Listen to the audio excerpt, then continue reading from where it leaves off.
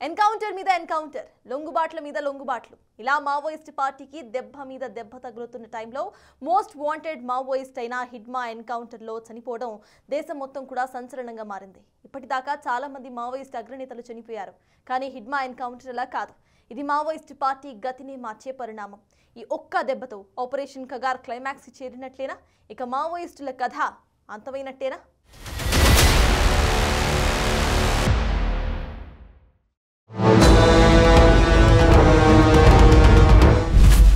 Maoist పార్టీలో head weight ఉన్న leader,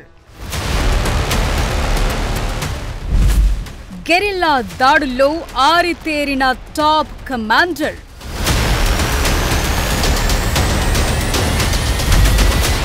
భద్రతా దళాలను ముప్పు తిప్పలు పెట్టిన కామ్రేడ్, అతడే హిడ్మా. ఇలాంటి ట్రాక్ రికార్డ్ కలిగిన మోస్ట్ వాంటెడ్ మావోయిస్ట్ మారేడుమిల్లి అడవుల్లో జరిగిన ఎన్కౌంటర్లో చనిపోయాడు. ఓ చరిత్రగా మిగిలిపోయాడు. హిడ్మా ఎన్కౌంటర్తో మావోయిస్ట్ పార్టీ నాయకత్వం, క్యాడర్ అంతా ఒక్కసారిగా స్తంభించిపోయింది. ఇప్పుడేం చేయాలో తెలియని దిక్కుతోచని స్థితిలో పడిపోయింది. ఎందుకంటే హిడ్మా మామూలు మావోయిస్టు కాదు, అతి తక్కువ కాలంలోనే సెంట్రల్ కమిటీ మెంబర్ గా ఎదిగిన టాప్ కమాండర్. గెరిల్లా దాడుల్లో ఆరితేరిన ఇండియన్ చెగువేరా, భద్రతా బలగాలను ముప్పు తిప్పలు పెట్టిన ఖతర్నాక్ కామ్రేడ్, భారీ దాడులకు వ్యూహకర్తగా, దండకారణ్యంలో దళాలను ముందుండి నడిపించే నాయకుడిగా హిడ్మాకు పేరుంది. అతనికి విలాస్, హిడ్మాల్, సంతోష్ లాంటి మారుపేర్లున్నాయి. Hidma People's Liberation Guerrilla Army battalion number 1 కి కమాండర్ గా పనిచేశారు. భారీ మెరుపు దాడులకు వ్యూహకర్తగా గుర్తింపు పొందారు. మనకు NSG, Black Cat, Cobra, Greyhounds లాంటి పవర్ఫుల్ దళాలు ఎలా ఉన్నాయో, మావోయిస్టు దళాల్లో PLGA వెరీ స్పెషల్ టీమ్. దానికి కమాండర్ హిడ్మా అంటేనే ఎంతటి పవర్ఫుల్ మావోయిస్ట్ లీడరో అర్థం చేసుకోవచ్చు. అందుకే అతను మోస్ట్ వాంటెడ్ మావోయిస్టుగా ఇన్నాళ్లుగా భద్రతా బలగాల హిట్ లిస్టులో ఉన్నాడు.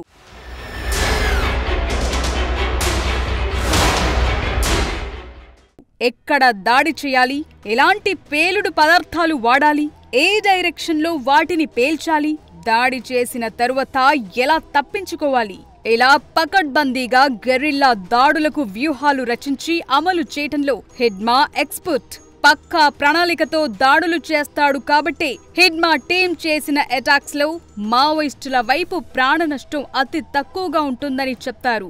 భద్రతా బలగాలపై కనీసం 26 సార్లు సాయుధ దాడులకు హిడ్మా పాల్పడినట్లు సమాచారం. హిడ్మా చేసిన దాడుల్లో అనేక మార్లు భద్రతా దళాలు భారీగా ప్రాణ నష్టాన్ని చవిచూశాయి. 2010లో దంతెవాడ మెరుపు దాడిలో 76 మంది CRPF జవాన్లు ప్రాణాలు కోల్పోయారు. దీని వెనుకున్న మాస్టర్ మైండ్ హిడ్మానే. మావోయిస్టుల చరిత్రలోనే ఇది అత్యంత పెద్ద దాడుల్లో ఒకటి. 2013 జీరం వ్యాలీ దాడిలో 27 మంది చనిపోయారు. వీరిలో ఛత్తీస్గఢ్ కు చెందిన ప్రముఖ కాంగ్రెస్ నాయకులున్నారు. 2017లో సుక్మాలో జరిపిన మెరుపు దాడిలో 26 మంది CRPF సిబ్బంది మృతి చెందారు. 300 మందికి పైగా మావోయిస్టుల బృందం 99 మంది CRPF దళంపై దాడి చేసింది. ఇది మావోయిస్టుల దాడుల్లో మరో అతి పెద్ద దాడి. 2021లో సుక్మా బేజాపూర్ ఎదురుకాల్పుల్లో 22 మంది భద్రతా సిబ్బంది చనిపోయారు. ఉర్పల్మెట్ట, చింతల్నార్, డోర్నపాల్, తాడిమెట్ల, మినపా లాంటి అనేక ఆపరేషన్లలో హిడ్మా స్వయంగా పాల్గొన్నాడు. ఇప్పటి వరకు దాదాపు 200 మందికి పైగా భద్రతా దళాల సిబ్బంది మృతికి ప్రత్యక్షంగా, పరోక్షంగా హిడ్మానే కారణమని చెప్తుంటారు.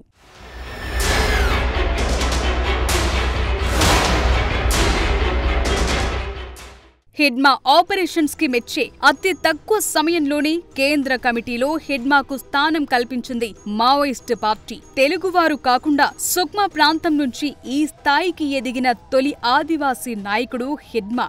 సౌత్ బస్తర్ ప్రాంతంలోని మురియా తెగకు చెందిన హెడ్మా చదివింది 10వ తరగతి అయినా 4-5 భాషలు మాట్లాడుతాడని చెప్తారు. హెడ్మా నెట్వర్క్ ని వీరప్పన్తో పోలుస్తారు. ఆదివాసీ తెగకు చెందినవాడు కావటంతో అడవుల్లోనూ స్థానికుల నుంచి హెడ్మాకు మంచి మద్దతుండేది. అడవి బిడ్డలతో బలమైన ఇంటెలిజెన్స్ నెట్వర్క్ ఏర్పాటు చేసుకుని అతను ఉన్న ప్రాంతానికి కొన్ని కిలోమీటర్ల అవతల భద్రతా దళాల కదలికలు కూడా తనకు తెలిసేలా జాగ్రత్తలు తీసుకునేవాడు. ఛత్తీస్గఢ్, మహారాష్ట్ర, తెలంగాణ, ఆంధ్రప్రదేశ్, ఒడిశాకు చాలా సులువుగా వేగంగా చేరుకునే కీలకమైన జంక్షన్ లో ఉన్న సుక్మా అడవులను అడ్డాగా చేసుకుని హెడ్మా ఇన్నేళ్లపాటు భద్రతా దళాలపై గెరిల్లా దాడులకు పాల్పడ్డాడు. హెడ్మా కమాండర్ గా ఉన్న PLGA దాడులతో తీవ్ర నష్టాన్ని చవిచూసిన భద్రతా బలగాలు హెడ్మా కోసం ఎప్పటి నుంచో సర్చ్ ఆపరేషన్ కొనసాగిస్తున్నాయి. ఇప్పుడు మారేడుమిల్లి అడవుల్లోనే ఉన్నాడన్న పక్కా సమాచారంతో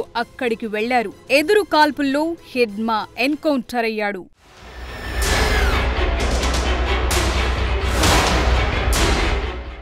ఇప్పటికీ ఎన్నోసార్లు హెడ్మా దొరికినట్టే దొరికి తప్పించుకున్నాడు.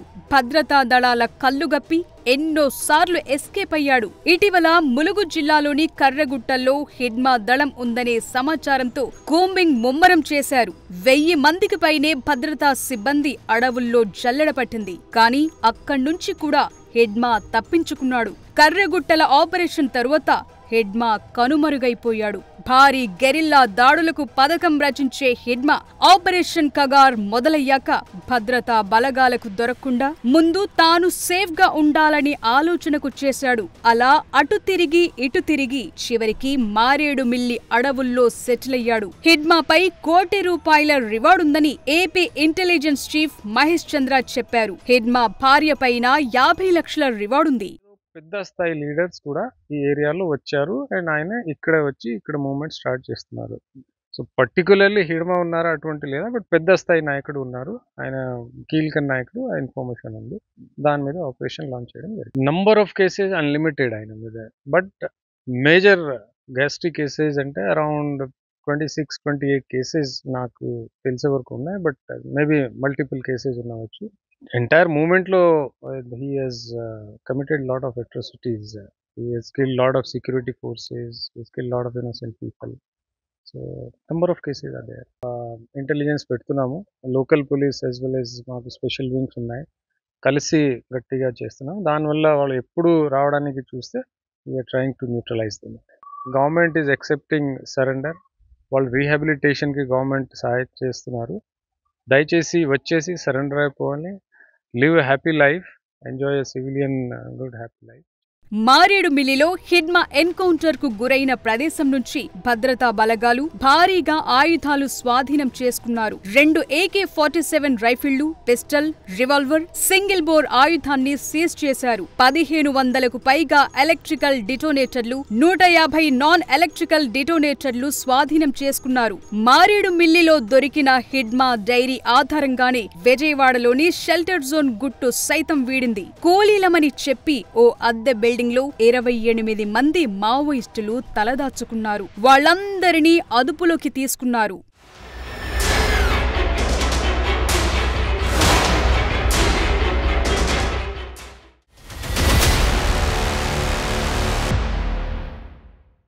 నాయకుడు లేని సేన చెల్లాచెదరైపోతుంది. ఇప్పుడు మావోయిస్టు పార్టీలోని PLGA బెటాలియన్ పరిస్థితి ఒక్కటే కాదు, దాదాపుగా మావోయిస్టు పార్టీ మొత్తం పరిస్థితి కూడా అంతే.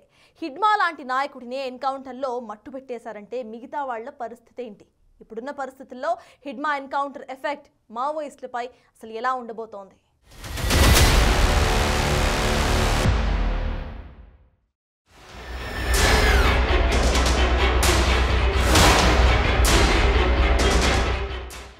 దేశంలో జరుగుతున్న యాంటీ మావోయిస్ట్ ఆపరేషన్లలో హెడ్మా ఎన్కౌంటర్ గ్రేట్ విక్టరీ అని భద్రతా దళాలు చెప్తున్నాయి. ఎన్నో ఏళ్లుగా హెడ్మాను పట్టుకునేందుకు చేసిన ప్రయత్నాలు ఇప్పటికీ ఫలించాయి. ఈ వేటలో భద్రతా దళాలకు విశ్వసనీయ సమాచారం లేదు. ఈ మధ్య కాలంలో హెడ్మాకు సంబంధించిన ఫోటోలు లేవు. అతని చుట్టూ ఉన్న భద్రతా వలయం, స్ట్రాంగ్ ఇన్ఫర్మేషన్ నెట్వర్క్ ఎన్నాళ్లు హెడ్మాని భద్రతా దళాలు చేరకుండా చేశాయి. అయితే ఆపరేషన్ కగార్ తరువాత పరిస్థితులు మారిపోయాయి. వందలాది మంది మావోయిస్టులు లొంగిపోయారు. హిడ్మాతో పాటు మరో 5గురు మావోయిస్టులు AP, Telangana, Chhattisgarh tri junction గా ఉన్న మారేడుమిల్లి అడవుల్లోకొచ్చి ఎన్కౌంటర్లో చనిపోయాడు.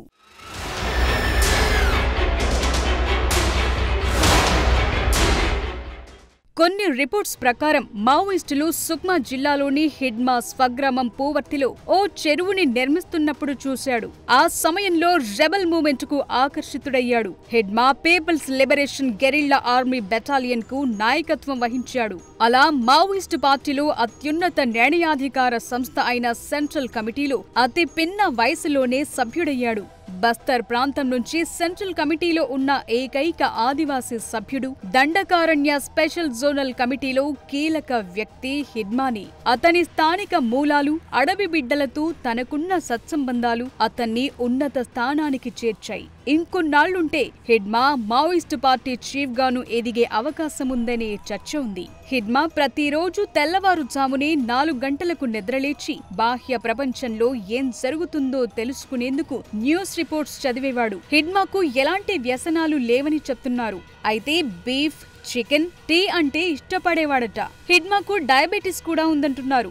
ఏదేమైనా హిడ్మా జంగిల్ వార్ఫేర్ లో ఎక్స్పర్ట్. అతనికి పోలీస్ ఉన్నతాధికారుల కంటే విస్తృతమైన భద్రత ఉంటుంది. అధునాతన ఆయుధాలతో సాయుధులైన కమాండోలు హిడ్మా సెక్యూరిటీ రింగ్ లో ఉండేవారు. అతను గ్రామంలోకి వచ్చేవాడు కాదు. అతని స్థావరాల్లో ఇన్ఫార్మర్లు, భద్రతా దళాల కదలికల గురించి అతనికి తెలియచేస్తూ ఉండేవారు. అలా హిడ్మా ఇన్నేళ్లు పోలీసుల నుంచి తప్పించుకోగలిగాడు. చివరికి మారేడుమిల్లి అటవీ ప్రాంతంలో జరిగిన ఎన్కౌంటర్లో మృతి చెందాడు.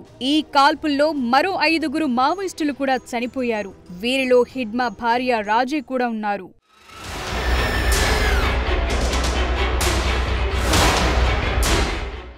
మావోయిస్టు పార్టీలో హెడ్ వెయిట్ ఉన్న లీడర్ హిడ్మానే. గెరిల్లా దాడులు చేయటంలో హిడ్మాను కొట్టేవాడు లేడు. అలాంటోడినే ఎన్కౌంటర్లో వేసేశారంటే మిగతా మావోయిస్టుల్లో భయం పెరుగుతుంది. పైగా ఇప్పుడు ఆ పార్టీలో హిడ్మా అంత అగ్రెసివ్ గా అటాక్స్ చేసేవారెవ్వరూ లేరు. మావోయిస్టు పార్టీ నాయకత్వంలో దూకుడు తగ్గుతుంది. క్యాడర్ కూడా డీలా పడుతుంది.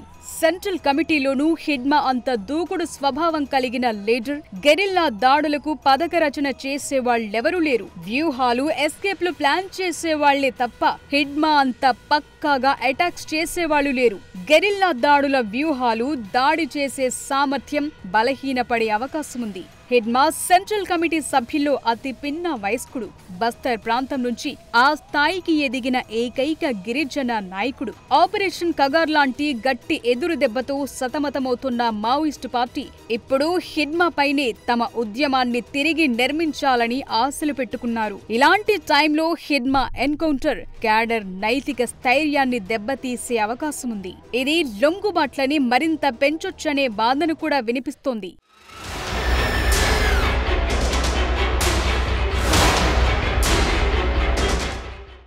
2026 మార్చి నాటికి దేశంలో మావోయిస్టు ఉద్యమాన్ని అంతం చేయాలని కేంద్ర ప్రభుత్వం లక్ష్యంగా పెట్టుకుంది. ఈ మధ్య కాలంలోనే Maoist party chief Nambala Keshava Rao కూడా ఎన్కౌంటర్లో చనిపోయారు. ఆయనతో మరికొందరు అగ్రనేతలు కూడా హతమయ్యారు. ఇప్పుడు హిడ్మా మృతి కూడా మావోయిస్టు పార్టీ పతనాన్ని మరింత వేగవంతం చేస్తుందనే చర్చ మొదలైంది. మావోయిస్టు ఉద్యమం కూడా దాదాపు తుది దశకు చేరుకుందనే అంచనాలు బలపడుతున్నాయి. ఆపరేషన్ కగార్ కొనసాగుతోన్న వేళ వరదలా సాగుతోన్న లొంగుమాట్ల కారణంగా పార్టీ ఇబ్బంది పడుతున్న సమయంలో హిడ్మా ఎన్కౌంటర్ మావోయిస్టులకు పెద్ద దెబ్బ అనే చెప్పాలి. ఇది మావోయిస్టు పార్టీని మరింత బలహీనపరిచే అవకాశముంది. ముఖ్యంగా రెడ్ టెర్రర్ నుంచి విముక్తి చేసేందుకు ప్రభుత్వం చేస్తోన్న ప్రయత్నాలకు ఇదే బిగ్ అచీవ్మెంట్ అంటున్నారు.